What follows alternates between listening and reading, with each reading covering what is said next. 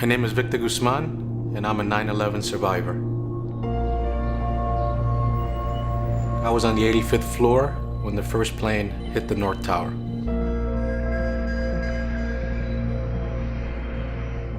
Since 9/11, my life has never been the same. It's actually better.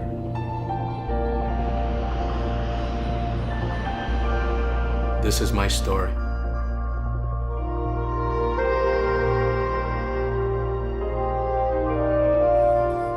I remember the sky was perfectly blue. It was a beautiful September morning. I know we had a long commute, an hour and a half, 2 hours, and one time we were sitting down talking, and I determined that he was commuting about 20 hours a week, and we said, well, that's a part-time job. I get into my office and start typing my billing as attorneys do, and I remember pressing print. As I'm getting up, I hear this great explosion, and the building rocks forward to the point where I have to brace myself against the wall of my desk, and then it snapped back. There was nothing but smoke and smell. We saw that the elevators weren't working, that some of them were actually blown out. We found the staircase. We slowly descend down. I do remember at the explosion saying a quick prayer, and I still say that it was that prayer that kept me calm. All of a sudden, family became important.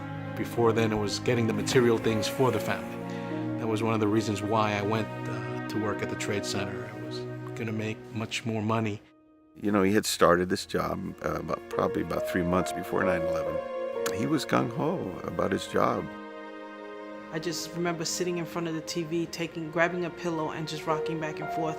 And as I was doing that, I remember distinctly thinking to myself that he had kissed me goodbye that morning, and that was really odd for him to wake me up to just kiss me goodbye, and that I was so thrilled that we said goodbye in good terms. I mean, at that point I wasn't sure what was going to happen. We finally get out, and as I started running, I hear a loud crunching of glass and metal. And when I turn around, I see that tower that I just a few minutes before running out of starts coming down. The faster I ran, the closer that plume of smoke was coming.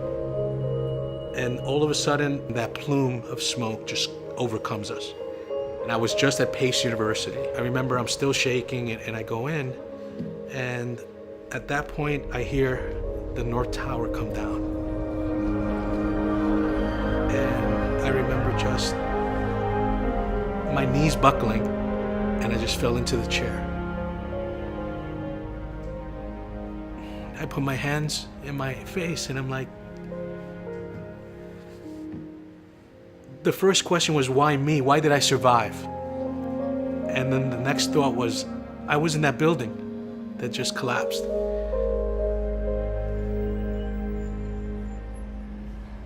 And as the years went on, that guilt became an issue. First year, I suppressed it. The first year, it was more about the notoriety that, oh, wow, you were a survivor of 9/11. And that took me through the first year. And I remember around the second anniversary, I emotionally fell apart. I dreaded going to sleep, so I would stay up late.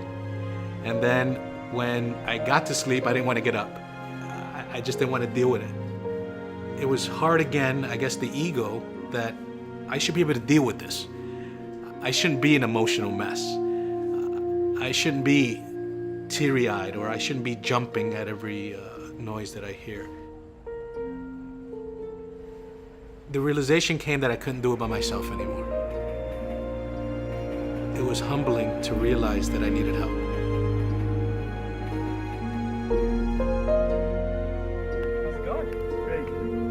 The bishop, he would always talk to Victor and give him a hug and ask him, Victor, are you okay? He became another father figure. I remember him always putting his arm around me, and how I needed that. How I needed someone else to realize that I was in pain. The hard part about changing is that, I was enjoying the money I was making in the city, and realized that I had to have faith that, one, we were going to continue to pay our bills, and two, that we were going to have to do without. I wanted a job that I was allowed to come home early.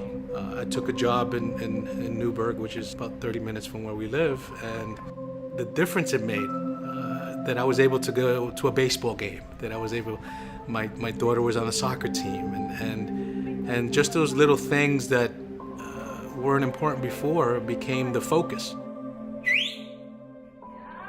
Scripture study, let's go. John?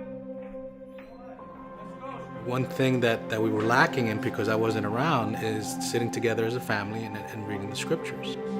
And I found a new life in the scriptures, and I would bury myself in the scriptures, so actually looking for solace. And as I continued to do that, I wanted to share that with the kids. I wanted them to have a love of the scriptures. What I saw through Christ's life was that he was the healer. He was going to make me whole for the sacrifices that he went through. It wasn't the pursuits of money. It didn't talk about commuting 4 hours a day. It talked about loving the little children and how he blessed them throughout his life. And that opened my eyes. Well, he was always a great man, but he became greater, I think, because of his experience. He's more family focused. He's more focused on his community and focused on serving others, in addition to his job. Yeah, he's still working hard in his employment, but he's paying attention to the real basics in life, the things that really matter. He's focused right in there. Even till today, he has called me on 9/11 since the first time, just to say hello, that he was thinking about me, and that made all the difference in the world.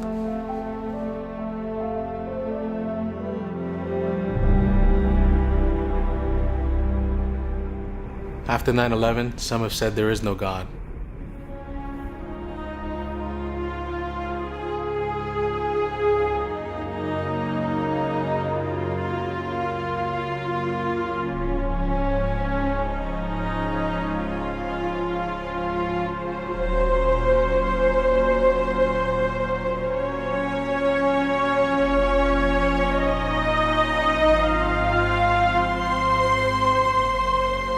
For me, he's never been more real.